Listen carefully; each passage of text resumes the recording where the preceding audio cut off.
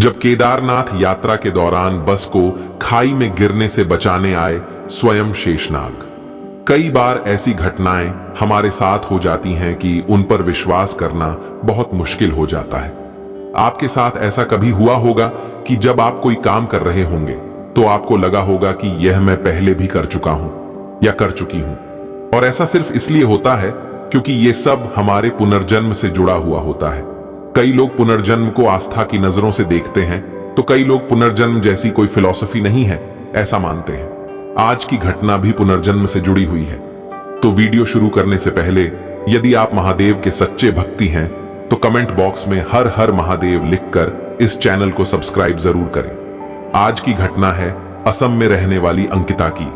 Ankita Assam university में philosophy पढ़ती थी। अध्यात्म की चीजों में उनका खूब मन लगता है और वह आध्यात्मिक चीजों को लेकर आगे भी पढ़ना चाहती थी। अंकिता महादेव की बहुत बड़ी भक्त थी और उसका सपना था कि वह अपने जीवन में एक बार केदारनाथ की यात्रा जरूर करे। केदारनाथ का मंदिर 6 महीने बंद और 6 महीने खुला रहा था। ठंड का समय था। अंकिता ने तय किया कि वह केदारनाथ की यात्रा करेगी। अंकिता के परिवार में कोई नहीं था, ना उसके माँ बाप और ना उसके कोई बहन भाई। अक्सर अंकिता खुद को अकेला पाकर बहुत उदास हो जाया करती थी। फिर उसे याद आता कि उसके महादेव तो उसके साथ ही हैं, उसे कोई चिंता करने की जरूर ही नहीं है। तय अनुसार अंकिता निकाल पड़ी केदारनाथ की यात्रा में। केदारनाथ पहुंचकर अंकिता बाबा केदारनाथ की पूजा कर वहीं रुक गई।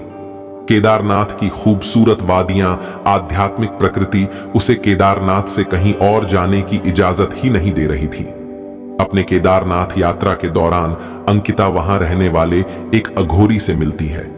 अघोरी से ही बातों बातों में अंकिता को पुनर्जन्म से जुड़ी कुछ बातें पता चलती हैं।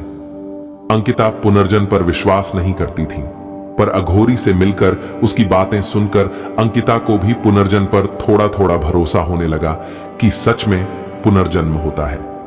अंकिता कुछ दिन केदारनाथ में रहकर वापस असम लौटने की तैयारी करती है। अंकिता ने पूरी केदारनाथ की यात्रा पैदल की थी, पर अब वह काफी थक चुकी थी, तो उसने तय किया कि वापस लौटते वक्त वह बस से जाएगी। अंकिता वापस लौटने लगी तो उसे वहीं एक मंदिर के पास बस मिल गई। उसमें बैठकर वह निकाल पड़ी। जिस बस में अंकिता बैठी हुई थी उस बस में सभी केदारनाथ के श्रद्धालु मस्ती में नाचते गाते बाबा केदारनाथ को याद करते हुए जा रहे थे। एक अलग ही माहौल बना हुआ था। अंकिता भी इन चीजों को काफी एंजॉय कर रही थी कि अचानक सभी श्रद्धालुओं को एहसास हुआ कि बस थोड़ी सी टेढ़ी हो गई है। सभी ने तुरंत ड्राइवर से पूछा, ये बस इतनी टेढ़ी क्यों चल रही है? तो ड्राइवर ने कहा कि पहाड़ों पर बस चलने के कारण आप सभी को ऐसा प्रतीत हो रहा होगा कि बस आधी झुकी हुई है, पर ऐसा कुछ नहीं है। सभी श्रद्धालु घबरा गए। फिर बाबा केदारनाथ को स्मरण कर आगे बढ़ने लगे कि तभी अचानक बस का झुकाव बहुत ज्यादा गहरा हो गया और बस का एक चक्का खाई की तरफ चला गया। बस का एक चक्का खाई की तरफ होने के कारण सभी श्रद्धालु अत्यंत घबरा गए और बस में हलचल मच गई। लोग उतरकर भगाना चाहते थे, पर उन्हें मालूम था यदि उन लोगों ने थोड़ी भी हलचल मचाई तो बस खाई में गिर सकती है। बस का ड्राइवर भी अत्यंत घबरा गया। उसे भी नहीं समझ में आ रहा था कि वह क्या करे। तभी अंकिता ने सोचा कि क्यों ना धीरे से निकलकर किसी से मदद मांगी जाए। वह धीरे धीरे बस से उतरी और मदद मांगने के लिए आगे बढ़ी, पर दूर दूर तक कोई भी नजर नहीं आया।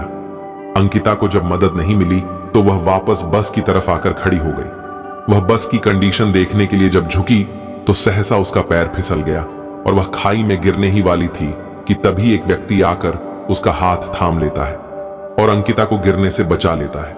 न जाने वह व्यक्ति कहां से आ गया और अंकिता को बचाने के बाद कहने लगा कि बेटी संभल के रहा करो, जबकि देखने में तो वह व्यक्ति करीबन 30 की उम्र का लग रहा था। उसने अचानक अंकिता को बेटी कहना शुरू कर दिया। अंकिता को पहले बहुत अजीब लगा कि आखिर 30 वर्ष का व्यक्ति उसे बेटी क्यों कह रहा है। वह व्यक्ति खाई की तरफ जाकर बस को दूसरी तरफ धक्का देने लगा।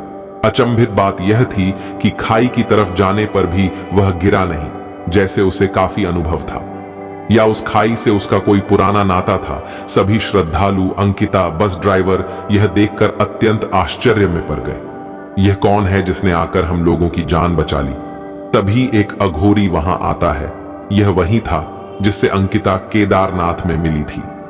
सभी श्रद्धालुओं ने और अंकिता ने सोचा कि उस व्यक्ति का शुक्रिया अदा किया जाए जिसने उन लोगों की जान बचाई है, लेकिन वह व्यक्ति कहीं दिखाई नहीं दिया था, न जाने वहां से कहां गायब हो गया।